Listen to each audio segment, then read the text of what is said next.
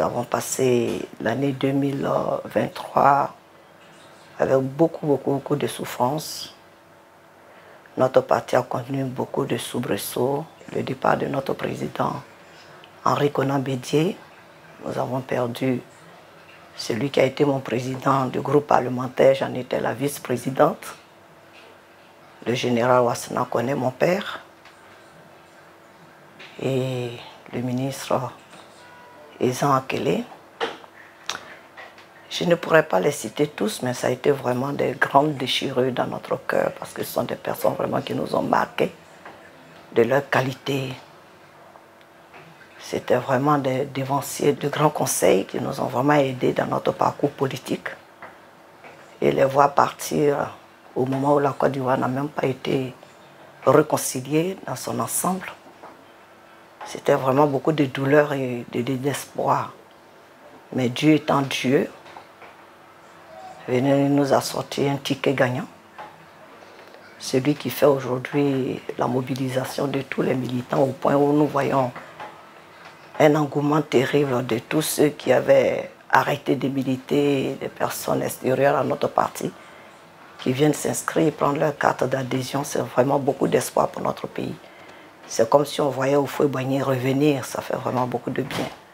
Pour mes pères qui nous ont dévancés, en la personne du président Bédié, je souhaite le général Wassana et tous les grands, mon fils Stéphane Bras.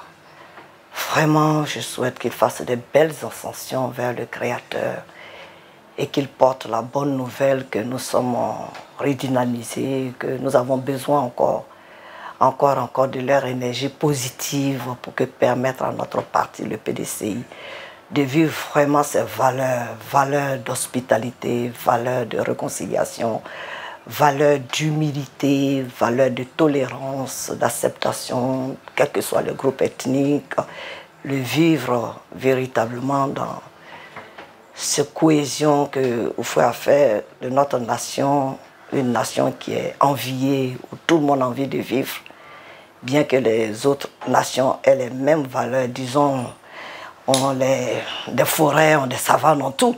Mais c'est la Côte d'Ivoire qui attire, ça cause de l'esprit famille, esprit Dieu, esprit amour, qui a permis que la Côte d'Ivoire soit enviée. Et nous les enfants, nous qui sommes restés, et cette jeunesse qui monte, je souhaite vraiment que cette valeur-là soit inculquée dans leur cœur, les marques, et qu'ils ne soient pas attirés par la violence, qu'ils ne soient pas attirés par les mots qui sont des mots de réduire l'être humain à sa petitesse.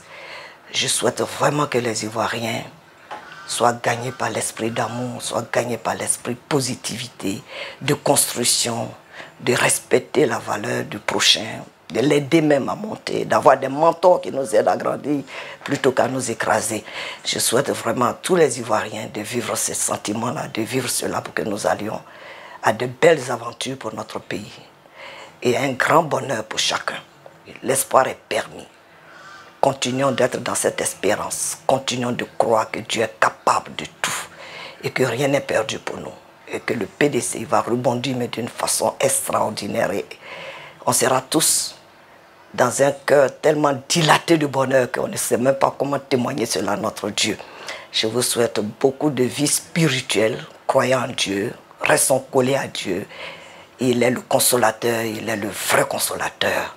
Je souhaite au département de Vavois, qui est le grenier de la Côte d'Ivoire, et que nous puissions comprendre que Vavois doit pouvoir aussi décoller parce que c'est une région qui a été toujours très blessée et qui malheureusement n'a pas été accompagnée dans cette période de crise, de guerre qu'a connue la Côte d'Ivoire.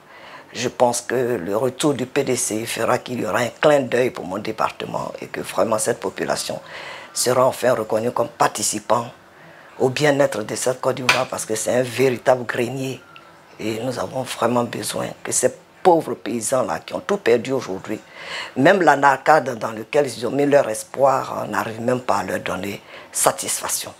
Alors vivement que nous prenions les rênes de ce pays, que nous prenions le pouvoir et que tout un chacun, le bonheur pour tous et pour chacun soit proclamé comme il est dit et que nous le vivions au quotidien. Consolation maman Bédié, consolation maman consolation à toutes les veuves, consolation à tous ces orphelins, consolation à tous ceux qui ont eu leurs enfants, leurs frères et sœurs arrachés pendant cette crise, et que Dieu seul apporte la paix dans leur cœur. Merci à vous tous. Bonne et heureuse année 2024.